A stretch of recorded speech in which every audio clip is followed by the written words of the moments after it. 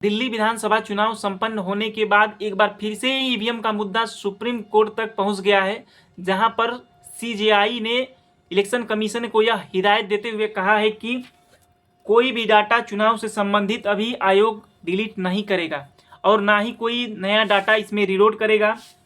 Court ने साफ शब्दों में कहा कि ईवीएम का डाटा चुनाव आयोग अभी डिलीट ना करे। यदि हारा हुआ कोई भी प्रत्याशी जो कि सेकेंड या थर्ड नंबर पर हो, ईवीएम से जुड़े किसी भी विषय पर स्पष्टीकरण चाहता है तो इंजीनियर को उसे बताना ही होगा। जस्टिस संजीव खन्ना और जस्टिस दीपांकर दत्त की बेंच ने चुनाव आयोग को यह आदेश दिया कि सुनवाई की कोई भी प्रक्रिया पूरी होने तक ईवीएम से ना तो कोई डाटा रिलोड करे और ना ही कोई डाटा डिलीट करना है। सीजीआई ने कहा कि यह कोई प्रतिरोध की स्थिति नहीं है। यदि हारा हुआ प्रत्याशी किसी भी प्रकार से स्पष्टीकरण चाहता है ईवीएम से रिलेटेड तो उसे इंजीनियर को प्रोवाइड कराना ही होगा।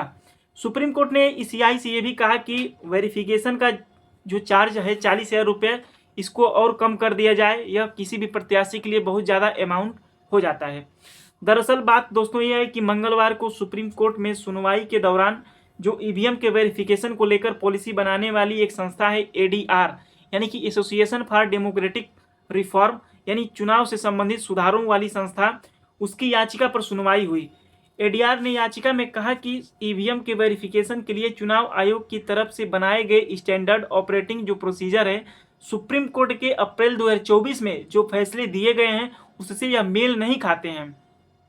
इलेक्शन कमीशन को अब सुप्रीम कोर्ट में ईवीएम की मेमोरी और माइक्रो कंट्रोलर डिलीट करने की पूरी प्रक्रिया की जानकारी देनी है। दोस्तों आप सभी को पता है कि इसी 18 फरवरी को जो इलेक्शन कमीशन के अध्यक्ष हैं राजीव कुमार, ये रिटायरमेंट लेने वाले हैं। अब बात करते हैं कि अगली सुनवाई 3 मार्च से होने वाले जो पहला हफ्ता है उसी के दौरान की जाएगी।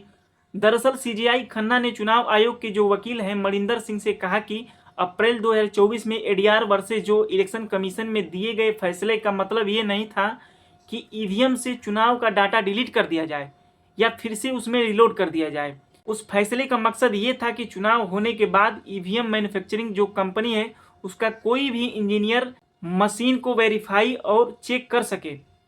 26 मार्च 2024 को दिए गए इस फैसले में सुप्रीम कोर्ट ने कहा था कि परिणाम आने के एक हफ्ता के भीतर दोबारा जांच की मांग कर सकता है कोई भी प्रत्याशी, चाहे वो दूसरे नंबर पर हो चाहे तीसरे नंबर पर हो।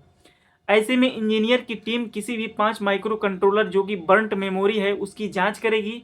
इस जांच का खर्च भी उम्मीदवार को ही उठाना होगा। यदि उम्मीदवार द्वारा जो लगाए गए आरोप हैं उसकी सत्यता पाई जाती है तो उम्मीदवार से कोई भी चार्ज नहीं लिया जाएगा और उसके पैसे को रिटर्न कर दिया जाएगा। एडीआर की याचिका में यह भी कहा गया कि चुनाव आयोग में जो मौजूदा स्टैंडर्ड ऑपरेटिंग प्रोसीजर में ईवीएम की बेसिक जांच और मॉक पोल के ही निर्देश हैं।